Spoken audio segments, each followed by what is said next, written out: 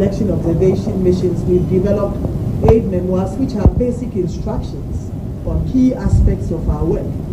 And the 8 memoirs are instructions that will be posted on the walls at the various centers, right from the polling stations to the constituency, regional and national collation centers. There will be basic instructions that will govern and guide us in terms of the requests for recounts and recollations and so on across the various collation centers. The 8 memoirs will also focus on issues such as the correction of errors on the various forms should such arise. And so you should witness this. I believe when you go to our various centers, you will see these instructions posted on the walls which provide clarity to areas that hitherto were considered gray areas. The head of the National Security Task Force, Inspector General of the Ghana Police, Dr. George Akuffo-Dampare, in his address at the meeting stated that the task force is more than ready for the December 7, 2024 general elections. All the work that you have been doing, we are aware of it because we have been working each journey with you. And in terms of our preparation, for the benefit of the public and the generality of Ghanaians, we want to also assure them that, in fact, we are over ready as the security agencies in support of the excellent job that you are doing. And we'll do all what it takes, and I repeat, all what it takes to ensure that this country continues to be at peace with herself. And in our readiness, Madam Chair, we want to also say that we will protect every Ghanaian and we will protect every stakeholder in these elections. And more importantly, we will protect you and your staff as they go about their constitutional duty of ensuring that the election is executed to the benefit of. Well, we apologize for the wrong insert. This was actually on the 8 memoir that the EC introduced to guide the electoral process for the upcoming elections. But let's take a listen to the insert on the special voting. Standing readiness to conduct, as you may be aware, the special voting on Monday, the 2nd of December 2024. The special voting will go on all 328 special voting centers across the constituencies. I believe that you are aware that the special voting is restricted to members of the security, members of the media, and some of the so-called electoral officials who apply for special voting. And it is limited to those who apply. Yes, by this we refer to the security agencies, the media, and the election officials. But you must have applied. We have worked with the Election Security Task Force and the media agencies through the Ghana Journalists Association. And today we provided the register or the list of persons who are registered on our special voters register to both agencies. And we believe that this has been executed on the websites to enable those who registered to visit the website. Well, the Electoral Commission of Ghana has actually ramped up its voter education efforts ahead of the crucial December 7th presidential and parliamentary elections. A second pre-election report that was released by the Coalition of Domestic Election Observers, CODEO, highlights significant progress in educating the electorate across the country. Now, according to CODEO, the number of constituencies with reported voter education activities by the EC rose from 12% in their maiden report to 26% during the period of October 26th to November 8th, 2024. Observers noted increased engagement through posters, community and regular radio, as well as peace rallies and street announcements. Now, posters, for instance, were used in 57% of cases during this period, compared to 41% previously. Similarly, community radio and regular radio each recorded a 50% usage rate, showing notable improvement. Despite these strides, there's still more work to be done to ensure that all eligible voters are adequately informed about the voting process and their civic responsibilities. Now, joining us this evening on the line is Paul Abrampa. He happens to be the Programs Manager in charge of Security Sector Governance at CDD Ghana. Now, he also manages election security for CODEO, and we're going to delve deeper into these findings and look at the implications for the election day. Good evening, sir. You're welcome to ABC Prime at 6. Let me say good evening to our listeners too. So jumping in, I want to find out how prepared is CODEO to ensure effective monitoring of election security during the December 7th polls? Thank you. It's not only election security, but the totality of the electoral processes in the lead-up, voting, and the immediate post-election environment is the task of the Coalition for Domestic Election Observers. It is based on that we've already deployed what we call long-term observers to selected constituencies whose reports you have read portions to our listeners. This week, our team is over the 16 regions. We are preparing to train our constituency observers, who will in turn train our election day observers. Together, we are seeking to deploy close to 4,000 observers on the election day. So we are fully prepared, and we have been prepared since the commencement of the electoral activities by the Electoral Commission, from the registration, filing of candidates' nominations, and up to this date. Okay, so I just want to say that from a security perspective, how would you assess the Electoral Commission's efforts so far, especially looking at the fact that, they deployed the ballot papers to the various regions today? Well, so let's be distinctive here. The Electoral Commission is not in charge of election security. The Electoral Commission is in charge of election administration, while the Election Security Task Force, headed by the Inspector General of Police, Dr. Dampare, and decentralized to the region and the district level, in charge of election security. I must say that the Electoral Commission, just as usual, has been proactive this year, especially basing and focusing on information sharing on all its activities. It is one of which that it has given a detailed deployment plan of its materials to the various regions. So as far as I'm concerned, one of the issues of election transparency is keeping the public informed of whatever processes, carrying the public along of the process so that there's no ambiguity, there's no misinformation, and there's no distortion of the activities of the elections management. So I think the Electoral Commission this year has been very proactive in that.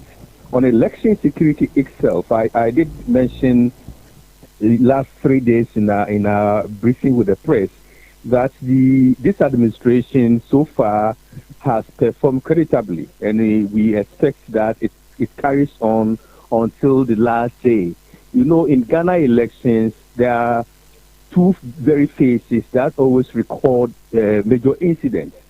These are the registration phase and also the immediate post-election environment where we are doing counting and declaration of results. These are the two phases that will usually record fatalities, injuries, and sometimes deaths.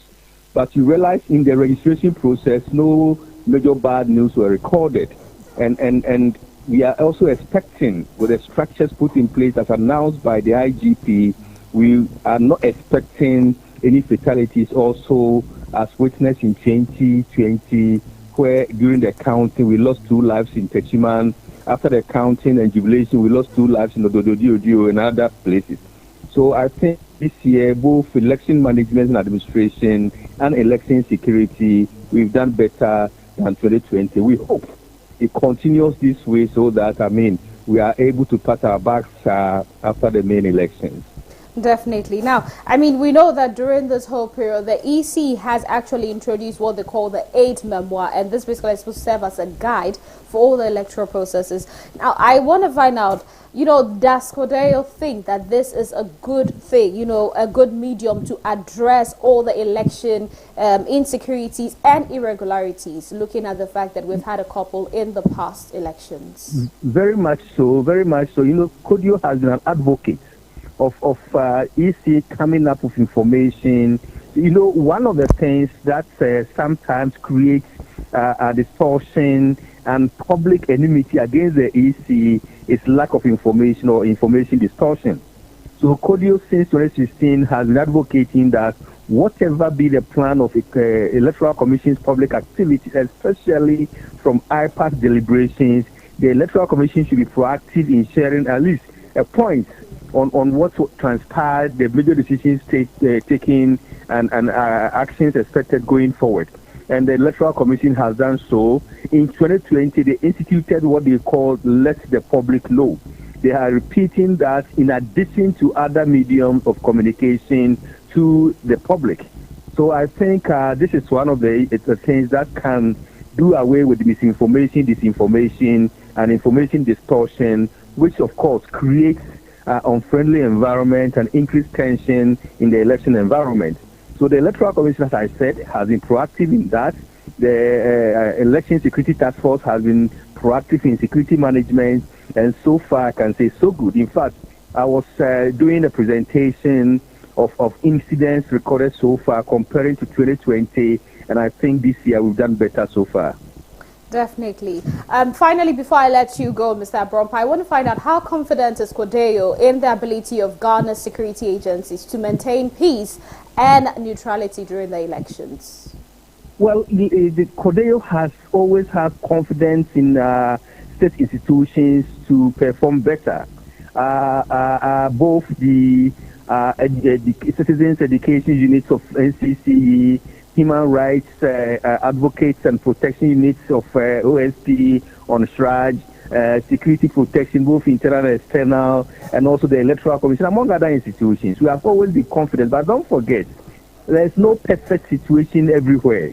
That's why we continue to monitor the process and ensure that the minor incidents that will happen are dealt with speedily and to avoid repetition of such. It's not that we don't have confidence, but as Oliver Twist, we will ask for more.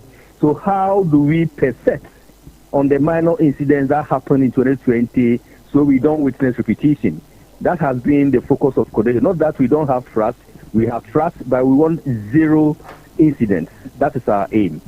Definitely. Thank you so much for your time here with us. We've actually been speaking with Mr. Paul Abrompa. He happens to be the Programs Manager in charge of Security Sector Governance at CDD Ghana. Now, don't forget, he also manages security, election security for CODEO. And we've actually spoken a lot. He said it's not that they don't have trust, but they're actually looking forward to working with them. And he's also actually, more like patting the back of the EC for how proactive they've been this time. He also finds that they releasing the aid memoir is actually a very good medium for them to be able to address all election insecurities. For them, they've been pushing forward for EC to be able to, carry the public hand in hand. So if you do something, let the people know. So it's not that everything is being done in the dark. So they're actually happy and find that the aid memoir that has been released by the EC is actually a good thing ahead of this election. Well, moving on to other issues, we're going straight to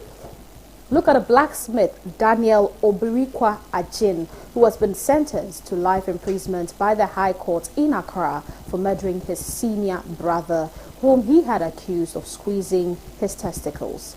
Now, Daniel Obirikwa Ajin was convicted and sentenced on Monday, November 25th, 2024, after a 7-member jury panel returned a 5-2 majority verdict of guilt against him for murder. Now, with the verdict of the jury bound on the court, Justice Marie-Louise Simmons, who presided over the matter, sentenced him in accordance with the law. Prior to the jury retiring to deliberate on their verdict, Justice Simmons summed up the trial for them and directed them on the law, their duty, and evidence that was actually adduced by all parties. The court also took turns to explain to the jury the elements that prosecution was to prove for its charge of murder to succeed. Now, with the court drawing the jury's attention to self-defense as being a legal remedy for a person whose life is threatened, it is said the same cannot be said of provocation, which only plays the role of a partial defense. Now, the story of the accused had been that he returned home on that fateful day drunk and also found out that his money was missing in his bag. As per the story of the accused that he was drunk when he returned home, Justice Simmons also took time to explain to the jury how that played out in dealing with the case of murder. She said the accused must be able to prove or demonstrate that he had no idea of the drink he had taken and that someone offered it to him unknowingly. According to the reports, the convict, before he was sentenced, was informed that he has a month lifeline to challenge the conviction at the Court of Appeal if he so desired. Very disturbing news coming there. I mean, not something we want to be seeing happening, especially as we're heading towards elections. But definitely, murder is not something that we should definitely tend to, no matter the reason. We should always make sure that it is never the resort that we opt to.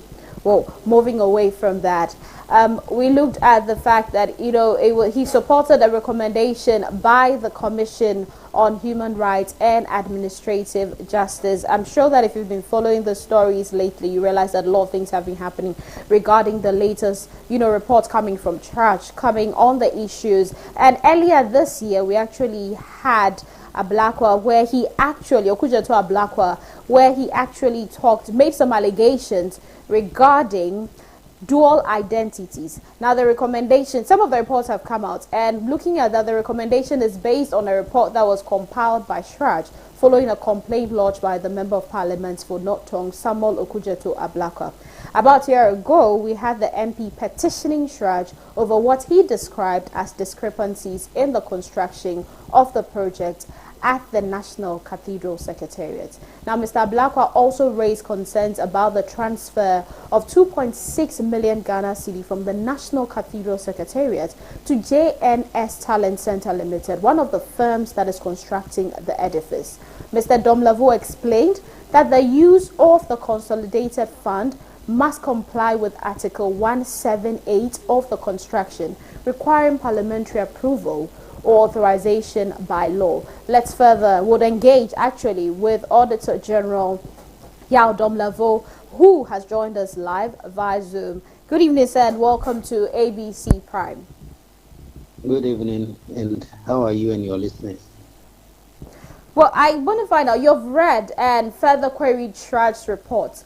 What did you make of it, and are you satisfied with the findings to begin with? Yes, I am satisfied with the findings, and not to say that they have actually convicted people, but their findings are quite unpleasant. I have personally positioned that I think the use of public funds for the cathedral was inappropriate, and I think that is what the CHRAJ finding has also established. So I have no problem with the findings at all. Since you actually say you have no problems, but you actually are pushing, you actually want them to move further and look beyond it. So if someone thinks of that, someone looks at the fact that you're actually querying it and you're saying you have no problems with that, how do we put the two and two together? It's because people may not appreciate the role of CHRAJ as vis-a-vis that of the Auditor General and maybe the Attorney General. There are what we call segregation of duties, or economists will tell you division of labor. So CHRAJ has mandate to investigate corruption, alleged corruption and abuses of public funds. But if you are conversant with Article 218E of the Constitution, it provides that CHRAJ may refer their findings to the Attorney General or the Auditor General for further investigations, because some of the investigations are beyond the capability of CHRAJ. For instance, the recommended forensic audit, they may not be able to do that.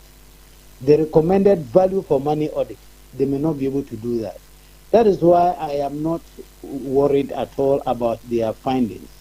What rather I expect is that since they have referred it to the Auditor General, I think the Auditor General may see it as a call to national duty and conduct those audits and tell all of us what he thinks or what happened.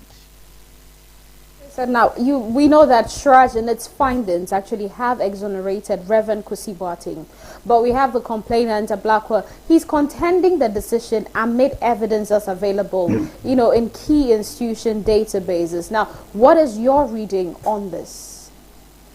Well, I think Shraj's position may be a matter of fact.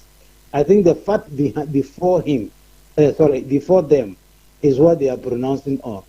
So if those facts are different from what the Honorable has, are different from what Shraj has, he can, I think, challenge it further. And I think this was challenged in court, and the ruling was in his favor, I think. So maybe it depends upon the information before Shraj. So I'm not too conversant or competent to comment on those ones. I prefer staying in my lane, which has to do with the procurement infractions, financial management infractions, which is my domain. But those issues of identity being duplicated and multiplied, etc., I'm not too conversant with that. So if you can spare me that area and you focus on the financial side, that is my area of competence. Yes, sir. The Commission actually has now submitted their report to the appropriate statutory bodies, and I just want to find out, what more are your expectations of the extent of this case? There are two things that I expect from these findings of Shraj, based upon their recommendation to the Attorney General, the OSP and the Auditor General. It implies that they have identified two forms of breaches. The first one is the civil side, which the Auditor General can easily address, and the other side is the criminal one. The civil side emanates from Article 187(7)(b) of the Constitution. If you are conversant with Article 187, it talks about the mandate of the Auditor General. Then Clause 7(b) provides that the Auditor General, in the performance of his functions under the Constitution or any other law, may disallow any item of expenditure which is contrary to law and surcharge the person who authorized or paid the money. So that is what I think the mandate that Shraj is seeking to activate, so that the Auditor General may look at it, and if the Auditor General is of the same opinion that the procurement went contrary to the Procurement Act, then they can disallow and surcharge. Again, if the release of the money from the consolidated fund or any public fund offends Article 178, then again the Auditor General may disallow the expenditure and surcharge the Minister of Finance who released the money for unlawful expenditure. So that is the civil side of it. That notwithstanding, the criminal aspect of it is also there, where the Procurement Act provides, I think under Section 90, between Section 90 and 92, one of them, either 90, 91 or 92, provides that if you commit procurement breaches, it is also an offense which can be prosecuted, and one can be found guilty and jailed or fined. So there are two sides of the coin, and I think the recommendation from Shraj is in order. Finally, before I actually let you go, I want to find out, sir, that do you have confidence that this government or the next government will be able to retrieve the proceeds that have been expended under this project? Well, when we get to the bridge, we cross it. I may be speculating, but if this government, I can talk to some extent that given their track record now, there is no appetite for recovering this money. First and foremost, His Excellency the President himself told us that this project was not going to be funded from the consolidated fund. It turned out that that didn't happen. It was funded from the consolidated fund. And I don't have the evidence, but rumors have it that over $50 million have been spent in digging a pit or just a hole, or what we may refer to now as a national swimming pool instead of national cathedral. So if they are at the forefront of doing this, I wonder who they are going to hold accountable. Maybe a next government, I don't know who is going to be the next government, may be able to do that. But the current administration, even if they want to do it, time is not on their side. I wonder if this can be done in between today and the 6th of January 2025. I wonder if it can be done.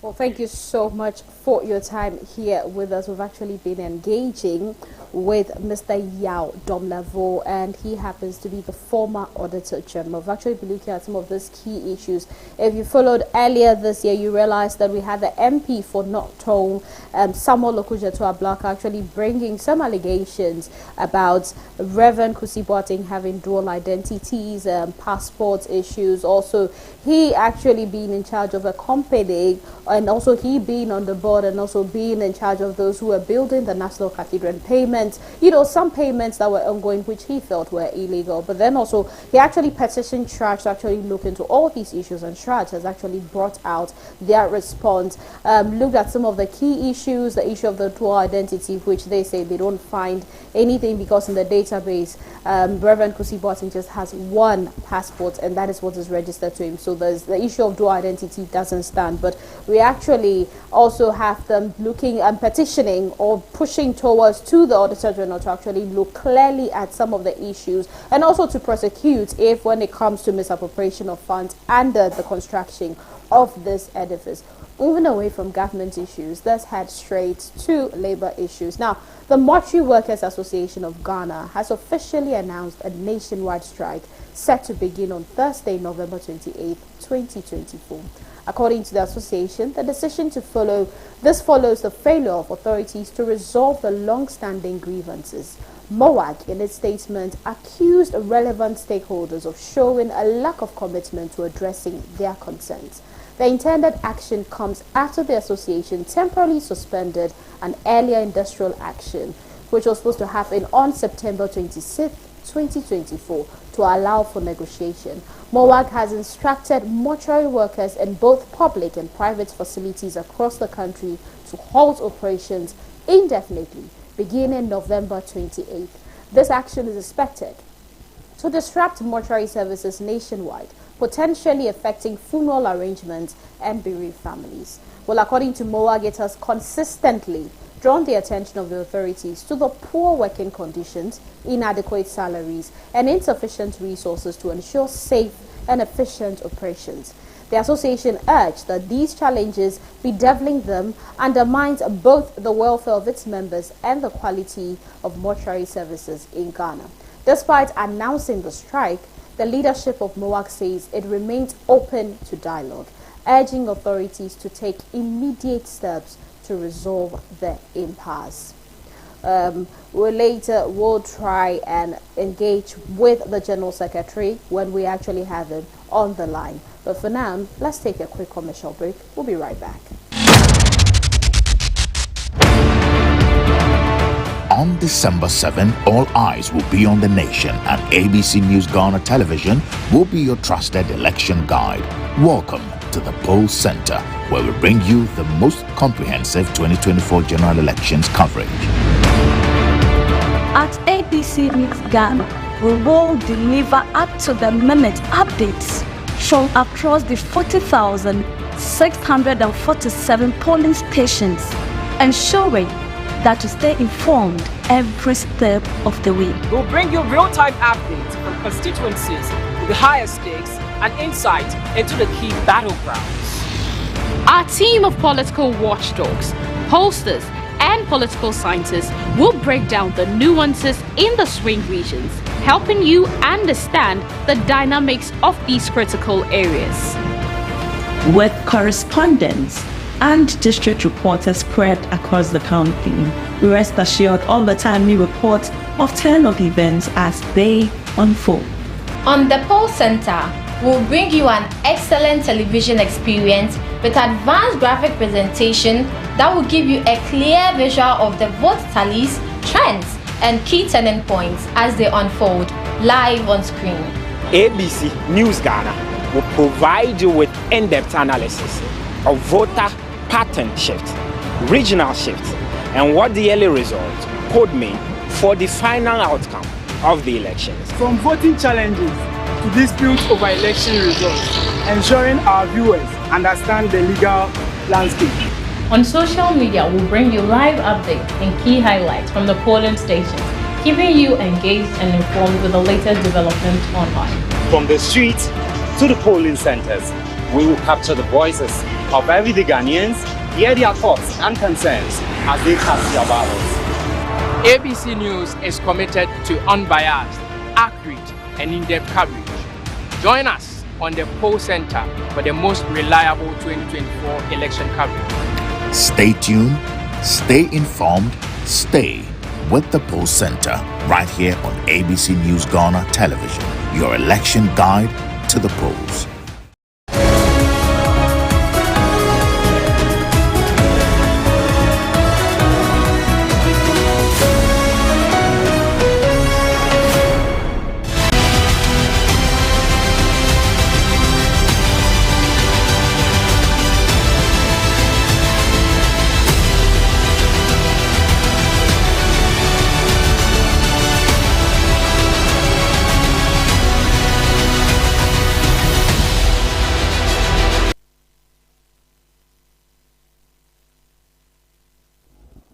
We're moving on to business.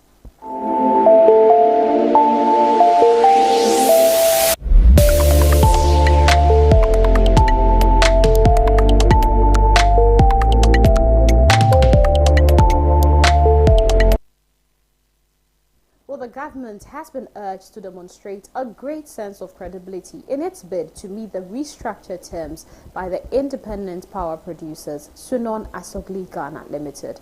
Now, this follows the recent announcements by Sunon Asogli to resume full operationalization of its 560 megawatts power plant following an emergency financial intervention by the sector ministry and the finance ministry to address the plant's critical financial challenges. Sunon Asogli was shut down in the last quarter of the year due to the Electricity Company of Ghana's failure to settle overdue payments, leaving Sunon Asogli unable to sustain operations. The company at the time reported a net receiver of $259 million, which excludes fuel owed by the power distributor ECG as of September 2024. Now, despite ECG's assurance of intensifying efforts to clear its debt to Sunon Asogli by implementing a weekly payment structure instead of the monthly payment structure, it has not adequately resolved the issue. However, the plant, which resumed operations on Monday, November 25th, 2024 at 3 p.m., saw the revision of its financial terms. Sunon Asogli actually revealed that it has submitted the final version of its restructuring term sheet to the Finance Ministry and the ECG. But the Executive Director of the Institute of Energy Security, Nana Amoasi VII, has urged the government's credibility is at stake. Well, we've been joined by him on the line. We have Nana Amoasi VII. He happens to be the Executive Director of the Institute of Energy Secretariat. Good evening, sir. You're welcome to ABC Prime at 6. Good evening to you, and thanks for having me. And may I humbly suggest that our name be properly pronounced Institute for Energy Security. I apologize, sir. Thank you for the correction. Institute for Energy Security. So, moving straight into it, I want to find out how critical is the government's commitment to the financial restructuring terms by Sunon Asogli to sustain the operations? Well, very, very critical. People's decisions are guided by past events and history. Gauging from Asogli's end, they are quite skeptical about what government may do after signing off this arrangement, because if you remember, somewhere in November, thereabouts 2023, there was a similar situation where Asogli had to shut down for the very first time. And government made an arrangement to be paying them some bulk of money, I think every 3 months. They failed at that. And so at a point, Asogli felt that there are trust issues here. And so this time around, they are just trying to manage the credibility issue and see But then at any point that government begin to renege on its commitment, we get a suspicion that they will advise themselves accordingly. Definitely. We also know that only 22.6% of the invoices, out of the 23% were actually settled between January to September 2024. Although Sunon Asogli has refrained from invoicing ECG, for the idle capacity. Now, given the cash waterfall mechanism, ECG can't afford to dishonor this PPA. I mean, would you agree to this? Exactly. They cannot afford to frustrate this very opportunity granted them, because for Asogli to waive off the idle capacity invoicing, it's an opportunity for the ECG, and they present a free cash flow to the same entity.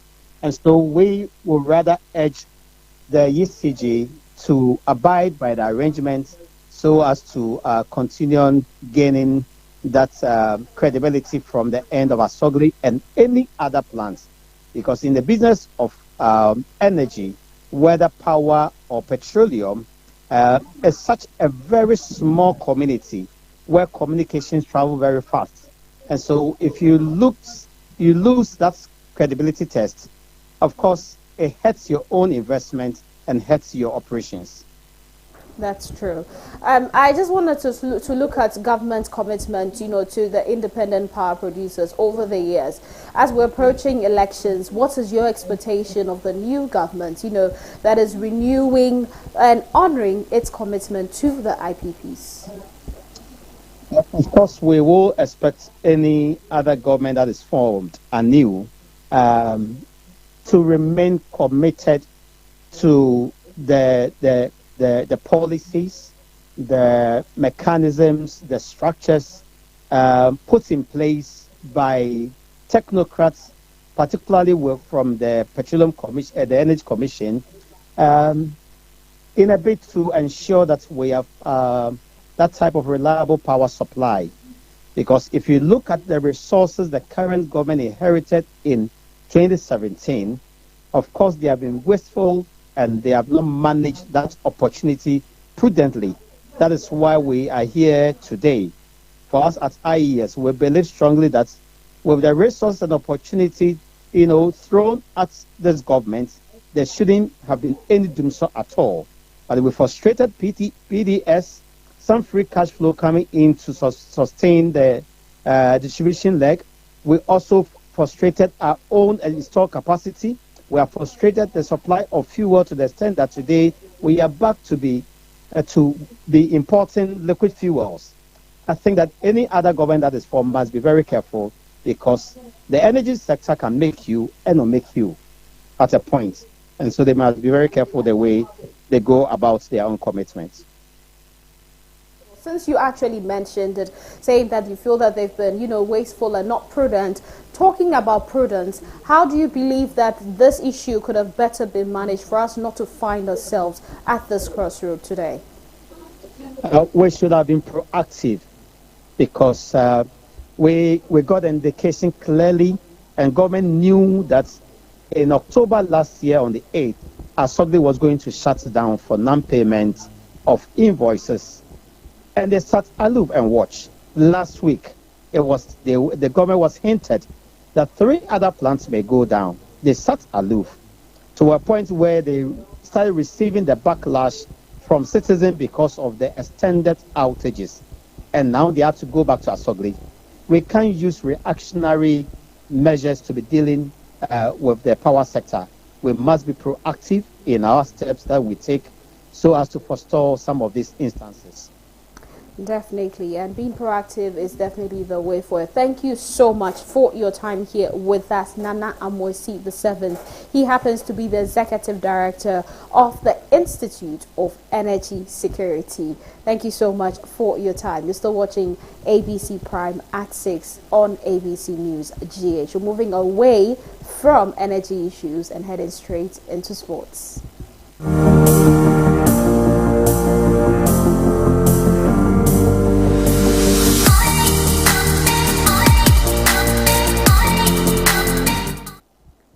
Well, the Executive Council too is actually, the Executive Council of the Ghana Football Association is expected to meet tomorrow, which happens to be Wednesday, 27 November at 11 a.m. to decide on Black Stars head coach Otuado's future after failing to qualify the team for the 2025 AFCON in Morocco. Now, the Executive Council of the Ghana Football Association failed to reach a conclusive decision regarding the future of the Black Stars technical team, which is led by Otuado, in their meeting last week, Wednesday, which was 20th November 2024. And the FA's inability to reach a proper conclusion on the subject stems from the fact that they still owe severance packages to former coaches CK Akono and Chris Hughting. And having recently paid Milovan Rajavac's outstanding dues, they contend that parting ways with Ado would only exacerbate their financial strain. Now, the council ultimately deferred its decision, asking Otuado to present his technical report at their next meeting, which is scheduled for Wednesday, 27th November at 11 a.m. Now, this report is expected to provide a detailed defense of his remain in charge, particularly given he was granted full autonomy to select his backroom staff. Now, those supporting Otuado's continuation emphasize the importance of stability within the technical team. They argue that the constant managerial changes have been detrimental to Ghana's footballing futures. And for most Ghanaian football enthusiasts, tomorrow's Exco should actually be the game changer.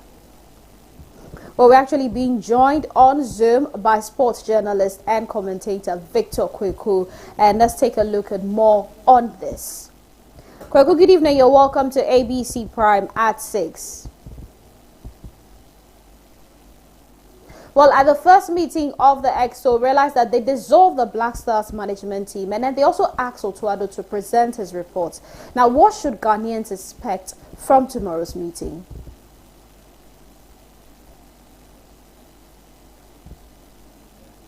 Kweku, if you can hear me. Kweku, could you kindly turn on your microphone?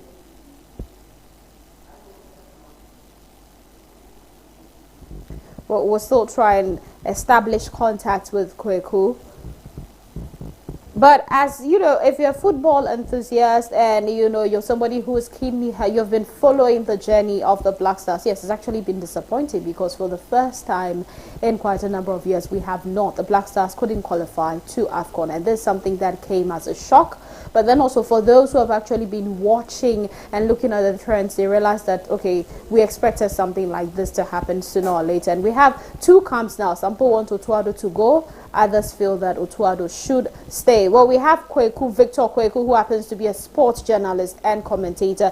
And he is on the line. Kweku, welcome back.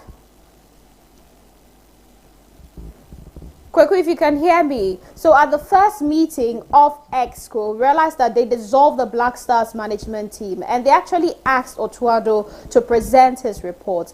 Now, what should Ghanaians expect from tomorrow's meeting?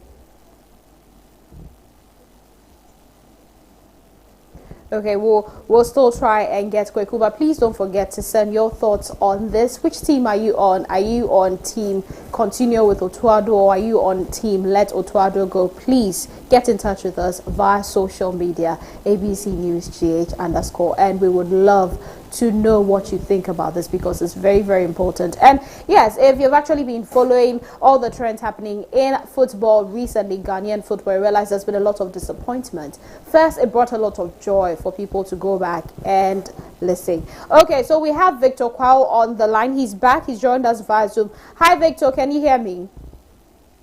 Yeah, hi, Epiphania. I'm doing very well. Good evening to you. Good evening. Finally, I want to find out, at the first meeting of the EXCO, they actually dissolved the Black Stars management team and they asked Otuado to present his report. Now, what should Ghanaians expect from tomorrow's meeting? Well, tomorrow's meeting, I think it's a very big meeting for all of us, especially for football aficionados in the country or football enthusiasts, because tomorrow's meeting will give us a clear roadmap to what our national team, especially the Black Stars, is going to be looking like in the coming months and the coming year. Of course, you know the whole issue. Coach Otuado failed to qualify the Black Stars to next year's AFCON in Morocco, and based on that performance, he's a bit under scrutiny, and that is why the ESCO wants him to present a report, a technical report to say on his performance so far, what he makes of his own performance as far as the 2025 African Cup of Nations qualifiers are concerned. Now, it's quite fascinating because it should just be a straight attempt by saying that, look, coach, you've not done well, you couldn't qualify our 6 matches, you failed to win none, you are fired. But there is a very firm caution. The caution is that, look, it has to do with a lot of huge financial implications. Implication that if we want to terminate the contract of the coach, we should be paying so much money. He's just done 8 months out of the 36 months that he has been handed the contract that have been handed to him. And so if you are sacking him, it means that you must make payment for the rest of the month. That is why Coach Otto Addo himself has taken a firm position that he will not resign. Because if he resigns, it means that he's likely to forfeit those bonus packages that he needs to be living with. But you ask me ordinarily as a sports journalist, I think that it's a divided opinion, even within the sporting fraternity, even among journalists. There are divergent views. Some feel that Otto Addo should go, others feel he should stay. And those who are saying that Otto Addo should go is based on lots of reasons. One of the reasons I've just mentioned to you is based on his performance. One of the other reasons is that for a very long time, the Black Stars have failed woefully at the African Cup of Nations, and even the inability for us to qualify is a great mess for us. Now, those who are advocating for it also have great points in there, and one of them is that, look, we've seen it several times. It's been proven that managers cannot just walk into the dugout of national teams and start performing. They need time to gel. We saw that in the case of Aliou Cissé of Senegal, given several years, 2005. He just won the AFCON in Cameroon 2021. So, yes, Lionel Scaloni of Argentina, several years with the Argentina national team. He just won the World Cup with them in Qatar 2022. So, there are lots of caveats. Again, one of the main reasons has to do with the financial implication. Do we really have money to give Coach Otto Addo? Owing to the fact that we are owing Siki Akono, we owe Coach Kwesi Appiah. Look, it is just going to be a lot of stress in terms of the financial burden for the players, for the GFA, and also I think that so many issues. And one of the issues also why those who want Coach Otto Addo to go is the fact that his man management as the head coach has been very, very poor. We've been bedeviled with captaincy issues, and you saw it clearly outplayed in this AFCON qualifier. So something that Otto Addo just do not have the pedigree to handle this Black Stars team. Definitely. I think we'll definitely have to bring you back on board tomorrow for more, because you seem to have a lot for us. Thank you so much for your time here, Victor Kwaku. Now, he happens to be a sports journalist and commentator, so you can actually do all to look forward to tomorrow's meeting for all you football enthusiasts out there. Now, let's head straight into international waters.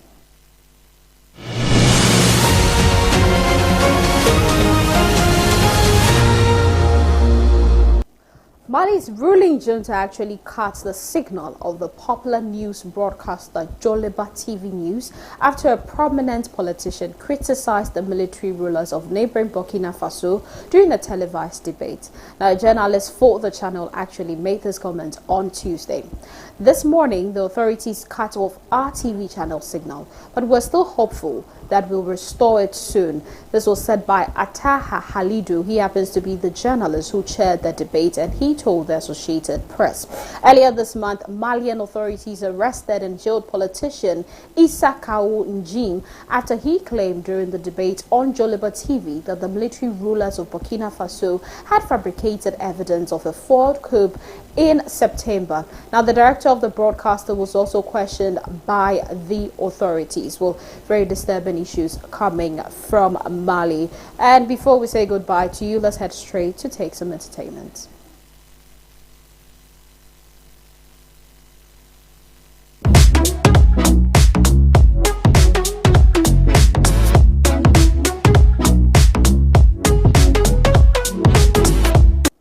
Ghanaian Afro Afrobeat and High Life star King Promise has actually achieved a groundbreaking milestone, becoming the first Ghanaian male artist to surpass 400 million streams across all credits on Spotify.